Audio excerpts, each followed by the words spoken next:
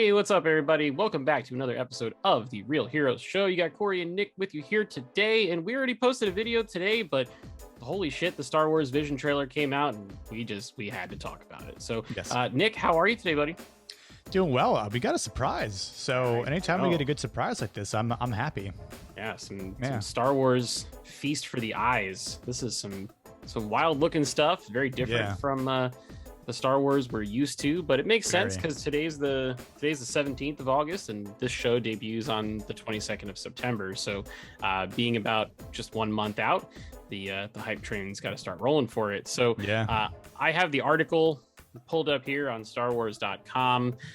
It basically says you've never seen the legendary weapon of the Jedi and the power of the Force quite like this. And today, Disney Plus debuted the trailer both in Japanese and English, which I thought was really cool for Star Wars Visions, which is the upcoming anthology series from Lucasfilm that tells new Star Wars stories through the singular style and tradition of Japanese anime. We saw a lot of footage, about a 2-minute long trailer. A ton of different anime styles, which I'm going to attempt to attach myself to as a layman, and you can correct me. So I saw some stuff that looked kind of like Dragon Ball Z. The very little bit that I've seen. There was one shot that kind of looked like Avatar: The Last Airbender. There was one shot that I saw in there that kind of reminded me of some of like the Miyazaki movies, like Spirited Away, like the really blue, colorful anime type stuff. And then the rest, I don't really know all that well because I'm not a huge anime person. But if this is the thing that pushes me into that, then so be it. I mean, what are your thoughts on just seeing Star Wars in so many different flavors in just like a real short 2 minutes like that? It's incredible. You know, there are a couple of fan-made anime cartoons that were released on YouTube. I want to say within the last decade or so. And you know, they were never canonized, and I don't really know what attention Lucasfilm gave to them, but they're really cool. And I think a couple of buddies and I had always talked about it would be cool if Star Wars got a legitimate anime from a Japanese studio, and based on how well like the manga is doing, but just how well the anime has been picking up over the course of time. And I mean, I've been watching. I haven't been watching a lot of anime lately, except for the stuff that's really premiered on Netflix. But not a lot of stuff off of that.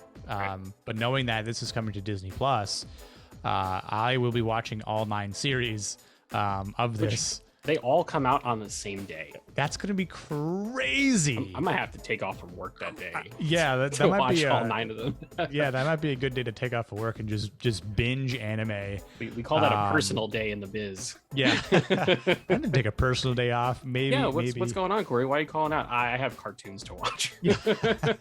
I've got some mature to childish cartoons to watch. I will feel both like a kid and an adult at the same time. But just seeing the array of styles in this short, 2-minute trailer was fantastic, because there are a couple more of the like 2D animes that I could listen a number of them that remind me of it. But at the same time, the darker shaded ones remind me a little bit more of like a there's an anime that I really like called Samurai 7. Because it has that samurai feel to it, much like I think a lot of them will. Again, I think some of it looks futuristic because there's the one shot we see the Star Destroyer in, which looks awesome, amazing. So I think one of the other fascinating things about this is we can always surmise so much from the, like, we have a 2-minute trailer and there's 9 different things going on. We don't really know anything about the characters, the plots, really. We just see some badass scenes with the Force and lightsabers and some character moments, but we don't know so much about the stories, which I think that's the mystery that's going to leave us other questions. How will we get attached to these characters? Will we think that these plots and story points are good? And I think the other thing is, depending on how well these 9 series do, will they make more? So that's the interesting thing, right? Because it says on StarWars.com from back in July that these are an anthology of animated shorts. So we don't know how long they are. A short could be 20 minutes. A short could be 4 minutes, right? We really have no idea what the length is going to be. However, if they're popular enough, it'd be very easy for Disney to just say, okay, studio that made this one, you make a full season now, and then we put it on Disney Plus, and we make bank off of it. So I wonder if they're testing the waters with that. It's very possible, and there's already some spin-off material. The one shot of the black and white with the red saber where he pulls it out and it kind of sheets out. His name is Ronan. There's already a book that's coming out to accompany that short. It should be coming out right around the time of the show, which is interesting. So couple tidbits on here that just make me very excited about it. Lucasfilm told the story, or the creators of the stories, it doesn't have to fit in the timeline, which is great. They're not beholden to the Skywalker saga. They're able to just go do whatever they want and make it crazy and go nuts with it, and just kind of push the creative boundaries, which I think is fantastic. There are 7 studios and there are 9 individual shorts, I guess. So there's Kamikaze Duga, who did The Duel. There's Twin Engine, that did Lop and Ocho and Tatooine Rhapsody. There's Trigger, who did The Twins and The Elder. Cinema Citrus, which did The Village Bride. Science Saru, which did Akakiri and TOB1. And then Production IG, who did The Ninth Jedi, which are all the different titles and everything. Nice. Some of the quotes from some of the creators in here, they said they wanted to have Japanese culture referenced in it, and Lucasfilm was like, absolutely, go for it. This is anime. If you want to do that, go in and do it. The director of The Duel said the one thing he was really clear on was that he just wanted this to be a love letter to Star Wars. The core theme of this short ends up being such a Star Wars story. The tale is ultimately about someone who must choose selflessness, a core Star Wars theme. And as far as visuals, the duel will be told in black and white with splashes for color for certain elements like lightsabers. That kind of stuff to me is so unbelievably rad. I have chills just thinking about it. The one called The Twins is supposed to subvert the idea of Luke and Leia and imagines a brand new set of twins born into the dark side and how far the brother will go to save his sister. Ooh. And this is visually represented with a co-joined Star Destroyer. Because twins, right? That's good. And then that same studio did The Elder, which they said is an homage to a classic Star Wars master and Padawan relationship. And you'll also find the dual meaning of the title after you watch the short. So just those little teases are pretty killer, man. The Production IG that did The Ninth Jedi, they worked on Ghost in the Shell, and they did the anime sequence in Volume 1 of Kill Bill. So they're pretty stacked up too. Which is just pretty wild. Every single short is going to have its own original score, which is awesome. And the music for The Ninth Jedi was recorded at the Musa Kawasaki Symphony Hall in Japan, which is an acclaimed modern venue for classical music. So all sorts of stuff really cool there. And then the stuff that I like, the Japanese and English thing is awesome because we were kind of talking about offline. We'll very happily watch both of them. Oh yeah, absolutely. Because you're probably going to get the more authentic stuff from the Japanese version, Japanese with the subtitles. But if you want to have an English dub on it, who better to get than all of these people that are on this list? So check this out: Lucy Liu, Joseph Gordon-Levitt, Bobby Moynihan, Tamira Morrison, Neil Patrick Harris, Alison Brie, Karen Fukuhara, Simu Liu, Shang-Chi himself, Kyle Chandler, David Harbour, Henry Golding, and George Takei have all provided their voices for the English dubs of this show. Damn, dude, that's a stacked cast, man. If that doesn't get you excited, come on, like, do you have a pulse? Like, get the hell out of here. I mean, every single one of those people named are like well known. Like, yeah, like you should know who each one of those people are. Yep. And because I was wondering, and I hadn't gone through and listened, but some of the voices sounded familiar, but because it's the way most of I'd say if people listen to a lot of English dubbed anime, there's like a popular like range of voice actors that always appear in like anime or like every other anime sort of thing. Yep. Like Stephen J. Blum is one of my favorite. He's been doing it for years and has done, he's done Wolverine a lot of the times recent, and over the like I don't know how many years it's been now, but a lot of popular characters and a ton of series. So I was wondering if he was going to do this or not, but still, like, even if they didn't bring in anyone that normally does English dub and they just got actual like Hollywood actors, pretty much, right? That's still rad, because it's like it's something, and I wonder if their approach to this was, hey, people might not know a lot about anime, but there are these popular actors that are doing the voices for them, much like you would probably see from like a Disney or Pixar movie, like animated movie, and then go, oh, well, we know so-and-so, like Kevin Hart's doing the voice for this. I'm going to watch this movie, even though it's about pets, right? Like, so that's cool. I love the attention to detail too that they're providing. Like, this is just an ode to Star Wars. Like, as a fan, like, that means so much to me. Just the care about it, and just like you were saying, like I think I even said it right before we jumped online, where it doesn't have to be within the Skywalker saga. Like, no, like the creative ideas behind this, and like Lucas always said, be innovative, right? Like, who's to say there isn't a planet in the galaxy that is just entirely like Japanese culture based, right? Like, imagine an entire planet that was just all Japan, like just that sort of feel, the vibe, the culture, the samurai, like, and that was always one of the things I equated. Like, Jedi to me were very much the way of the samurai. Sure. Yeah, and that's where Lucas got his inspiration from. Exactly. You look at all the Kurosawa films. Kurosawa films. So I mean, dude, like they go hand in hand. It's just like the honor that goes behind it. Like, I feel like this is like a long time coming. Like, oh yeah, I'm surprised something like this hasn't happened already, to be 100% honest. But yeah, I agree. I 100% agree. I love the fact that they're not stuck within the Skywalker saga. A lot of my favorite things in Star Wars lately, they're outside of it, whether it's Mando kind of tied into it a little bit at the end, but like the first season of Mandalorian has no connection to the Skywalkers really at all, and it's terrific. The Bad Batch, they're off doing their own thing. I love what the Bad Batch does.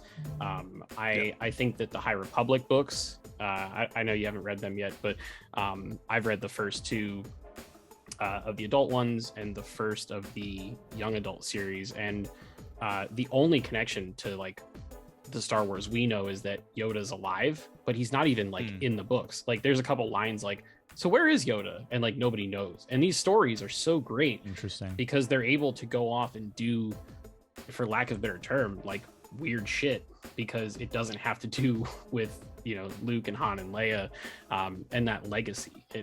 It takes pressure off the creatives to not have to fit into that. Like, I think a lot of the the flaws of like the sequel movies is the fact that they have to hold close to those characters and everything. And I think that the moments they have where they're not, like the first 45 minutes of The Force Awakens is the best 45 minutes of that movie, because it's something that's completely separate from everything that came before it. So all that stuff is incredibly exciting.